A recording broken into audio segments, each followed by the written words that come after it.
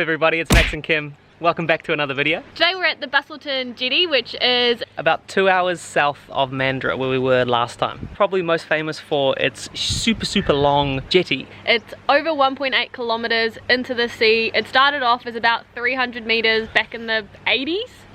I don't know, a long time ago. slowly just added to it, eh? Yeah, it's also the longest timber pile jetty in the southern hemisphere. And at the base of the jetty, it's actually really cool. They've got a cafe, actually a really big playground with looks like a pirate ship, and a skate park as well. So it looks like a really nice area just to come and hang out. We just had some chips and a coffee beforehand, and then we took the train. Yeah, you can also go to the underwater observatory, which is on this end of the jetty. We'll take you back to the end where we catch the train up. We are about to go on the train on the jetty. You can just walk for $4, or if you want to, you can get the train, which is $14, and if you do want to go to the underwater observatory, it's $34.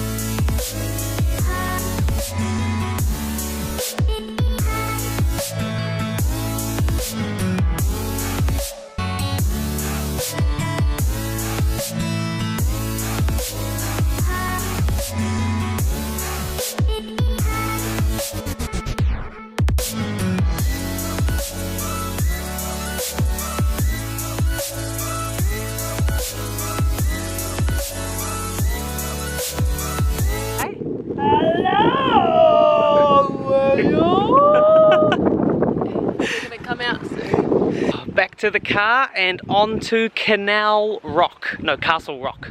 Or Canal. They're both in Dunsborough. Yeah. Which is just a little bit more south. What happened with your new shoes? Got blisters. I'm gonna have an orange bump. Look, this is my hand. No. Oh no!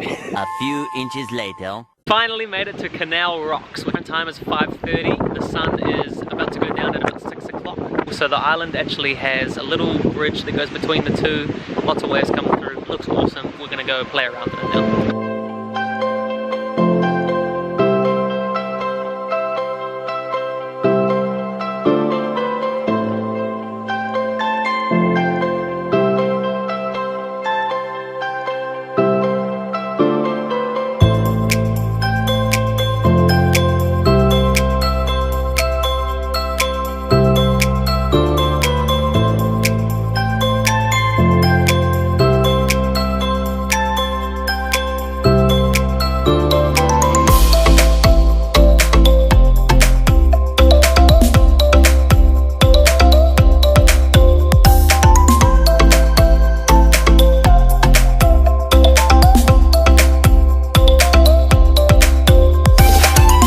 We made it back just in the nick of time.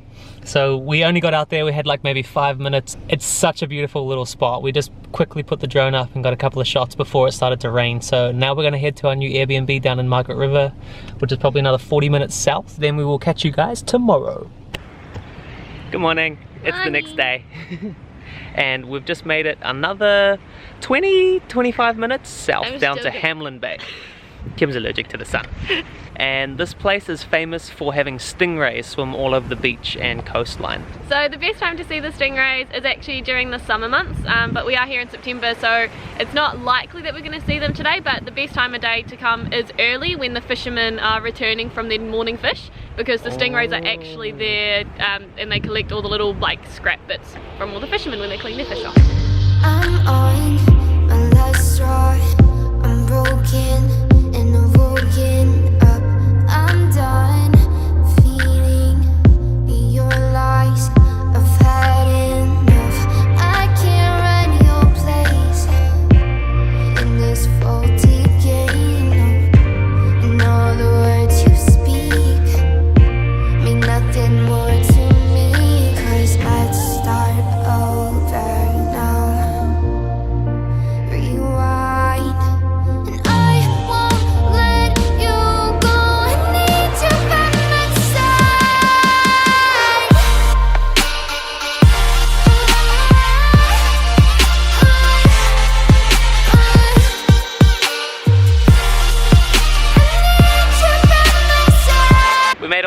the top of the walkway here. Even though it is very cold and very windy, it is absolutely beautiful here. We will just have to put it on the list of things to come back and see. Absolutely. Well, we already want to come back because we really want to go to Esperance as well, which is further down south, so we'll definitely be back in summer.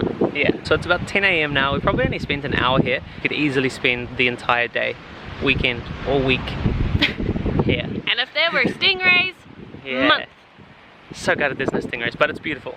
Yeah. Anyway, but next up I think we're going to go check out the lighthouse down in Augusta. A few moments later. So we are at Cape Luen Lighthouse. It is absolutely beautiful. It is so tall. It is actually the tallest mainland lighthouse in Australia. Boom. It's still working to this day, and this is actually where the Indian and the Southern Ocean meet. And then right behind us, about 4,500 kilometers is Antarctica, and 5,500 kilometers is the North Pole. Wow. Wow. There are a few signs when you come in though. This area is a strict no drone zone. I didn't ask why, but it's a pretty safe bet because it's very windy. You'd probably lose the drone anyway. Yeah, we didn't actually tell you guys either. To come into the lighthouse complex, it's $7.50 for an adult, and if you want to do a tour and go up to the top of the lighthouse, which I think is why you're not allowed to fly a drone, it'll be $20. So what we're learning is that not only do we look very official with this tripod to take photos, but Kim is very good at posing for photos because she spends a lot of time behind the camera when I'm doing the shooting. Maxie over here ain't got no clue what he's doing when he's behind the camera posing for photos. Okay, I don't know if you can hear us. Anyone who knows the like girly pose when people like do this and they're all like, you know, in the sun, it's Max's new favourite and he looks like he's on a safari all the time. Yeah, so he saw it once and now he's like, that's me. So I've got a lot of work to do. The lighthouse was actually funded by a gold rush when they discovered gold here, and they found out that Western Australia was no longer poor. Yeah. Prior to that, they asked the states over east if they could help, and Queensland said, why should we help light up the state? Actually, Queensland just didn't want to help. Yeah. Not sure if it's too windy, so maybe we won't do too much talking. But very cool place. Gold rush, lighthouse, great. Tall. Definitely come here. Later. Welcome to activity 3 for today. I know we're moving through the activities very quickly. And we got a whole lot of photos. I don't know how we're doing this. It's also because the weather has not been the best, so we're not staying in each spot for just as long. If you're here and it's like a summer day, really hot and warm, I would probably only plan to maybe go 1-2 activities tops in a day, just because you can spend so much longer there when it's really sunny, just relax. So we're going to check out the Jewel Cave. Yeah, there's a lot of different caves around Margaret River. Jewel Cave is the biggest and the most magnificent, as told by our friends Blake and Sarah. Yeah. We know nothing about them. So we're gonna go check it out. Probably won't be able to see a lot because it's dark on the camera, but hopefully this will show you what there is to do. Can't remember if we told you when we were at the lighthouse, but if you get a combo for this cave and the lighthouse, it's $36. But if you just want to do the cave on its own, it's $22.50 each. The tours run every hour at 1/2 the hour, so our tour's at 2:30. We just missed the 1:31 by 8 minutes because Max ate 2 pies. You can buy tickets for the 4 different caves that's run by, I don't know what these guys are, but 2 caves are run by different people. That's Giant's Cave and Girded Up. Those 2 are the more adventurous ones. The 4 that are here or around that these guys run are fully lit up as well. So they're super pretty, and you can buy a ticket for 1, 2, 3 or 4. And they last indefinitely, so if you're planning on coming back to Western Australia, it is worth buying more.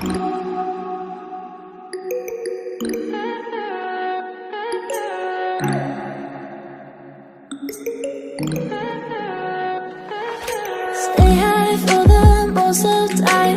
Meet a stranger, jump right in your climb. Waking up on your sofa next to half-filled bottles from last night. I don't even know where we are. I'm naked and I don't know you. But if you wanna go sometime, if you wanna leave this town, baby, I'm lost, I'm fading now. Baby, I'm lost, I'm fading now. Tell me if you wanna go sometime. Yeah, we could be alone tonight. Baby, I'm lost, I'm fading now. Baby, I'm lost, I'm fading now.